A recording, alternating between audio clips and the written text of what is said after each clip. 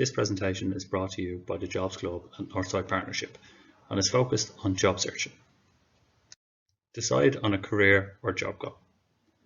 Deciding on a career area or job goal can be the most difficult part of the journey when searching for the right role for you. So once you know what you're looking for, the search becomes much more straightforward. Job search approach or strategy. The four most common approaches or strategies taken by people seeking employment are responding to job advertisements, networking, the hidden jobs market, and speculative applications. Further into this presentation, we'll focus on each of these approaches or strategies individually in greater detail.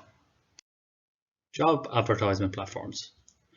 The four most common job advertisement platforms are job search websites, recruitment agencies, newspapers, and social media.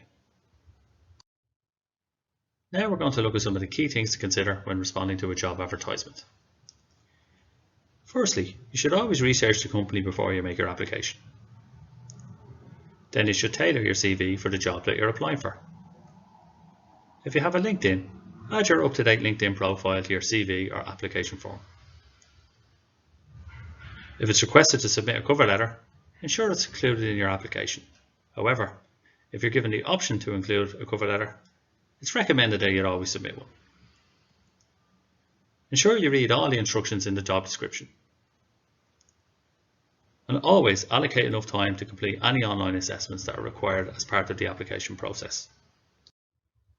Now we're going to look at some of the key things to avoid when responding to a job advertisement. Firstly, avoid typing lazily or in shorthand, as this can send a negative message to the hiring manager.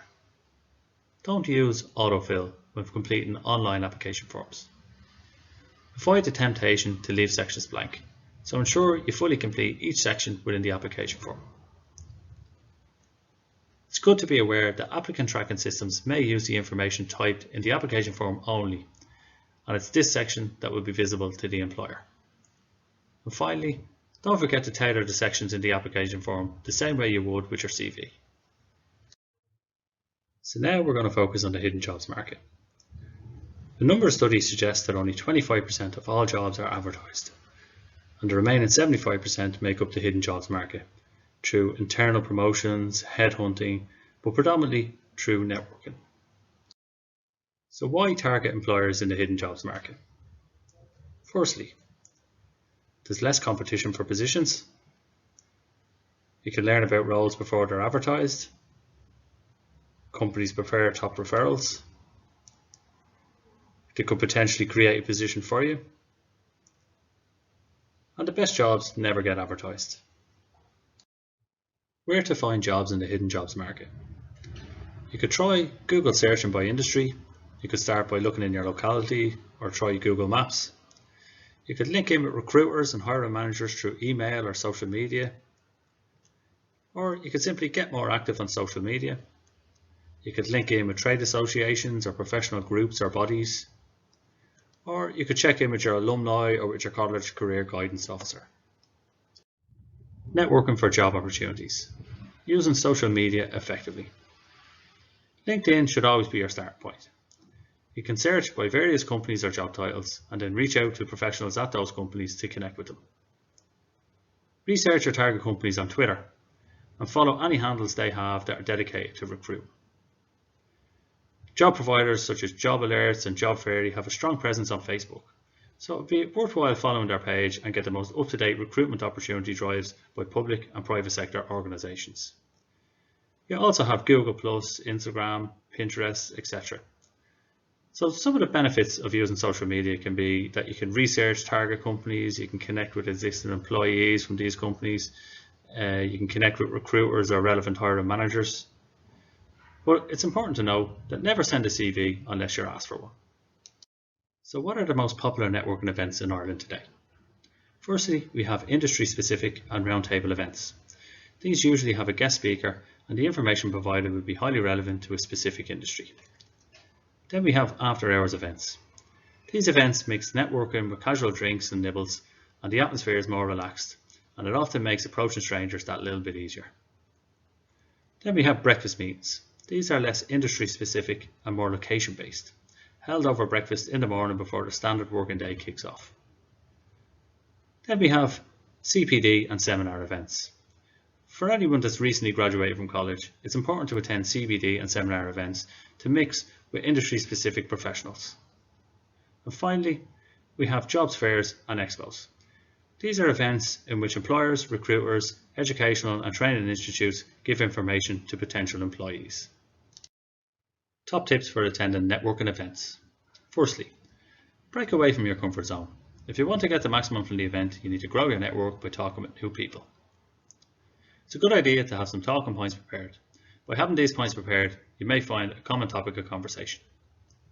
Build genuine connections. Everyone is either there to sell themselves or extract value from someone else. It's important to remember this. Follow up and follow through.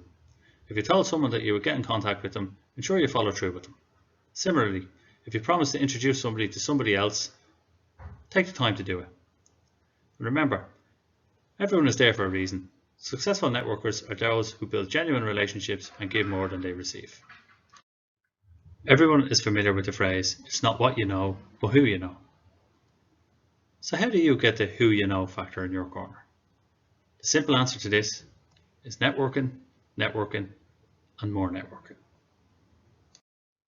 The sacred rule of professional networking. Ask the right questions. Never openly ask for an interview. Instead, ask questions to find whether the company, its culture, its employees are a fit for you, and let them know what you want to learn from their experience in the field. Also, never openly ask for a job. Simply let them know that you're in the market for a certain role and would appreciate if they let you know about any potential opportunities. So what is a speculative job application? Making a speculative job application means getting in touch with an organisation to ask whether they have any suitable jobs for you, despite the fact that they're not advertising a particular vacancy. It usually involves sending a cover letter and CV. How to make a speculative job application. Firstly, draw up a short list of employers. If you're looking for a job in a specific industry or profession, you need to look up employers. You should also be prepared to apply on spec. Once you have your employer shortlist, you need to do your research. You need to not only find out details about the company, but also get a feel for the kind of work that they do. Establish a personal contact at the company. Finding a named contact is the #1 rule in making speculative job applications. Dear Sir or Madam letters sent to HR departments are likely to be ignored. Be focused, but also open-minded. You need to be clear about what you're looking for when contacting potential employers speculatively. Let them know if you're looking for a permanent, temporary or part-time role, or even work experience or work shadow. Tailor your CV and cover letter. It's essential that your speculative cover and letter is concise and emphasises what you can do for the employer rather than what you want from them. Follow up your application. It's good to talk. To improve your chances of success, follow up your speculative application with a phone call or an email a few days after you sent it.